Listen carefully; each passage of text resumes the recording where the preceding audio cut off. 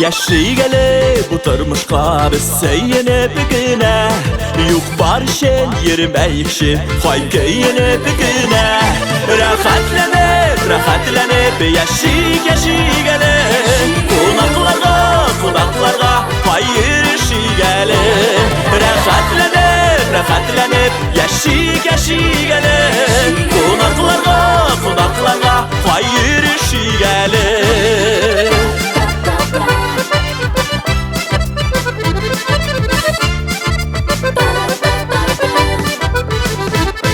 Jarılık bir kungel aşıp belikle kaderini Yenleşede bulganların ağlar bir kaderini Rahatlanıp yaşı gelip Konaklarga Vay yürüyüşü gelip Rahatlanıp yaşı gelip Konaklarga Vay yürüyüşü gelip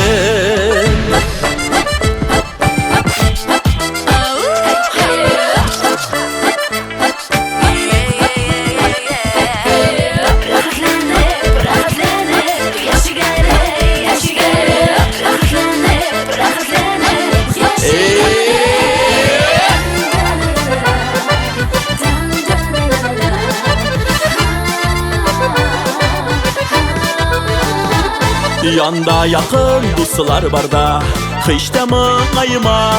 Bizning barlık işlerimiz bara bir tuğayga Rahatlanıp yaşı gelip Konaklarga Vay yürüyüşü gelip Rahatlanıp yaşı gelip Konaklarga Vay yürüyüşü gelip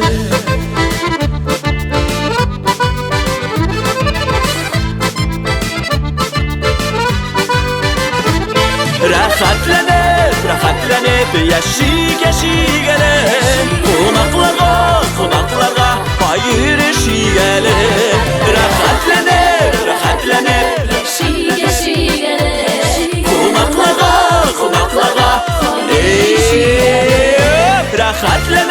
Rahatlanıp yaşı gelip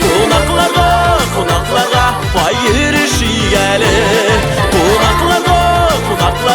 Vay yürüyüşü gelip Sizning bilen konaklarga biz yürüyüşü gelip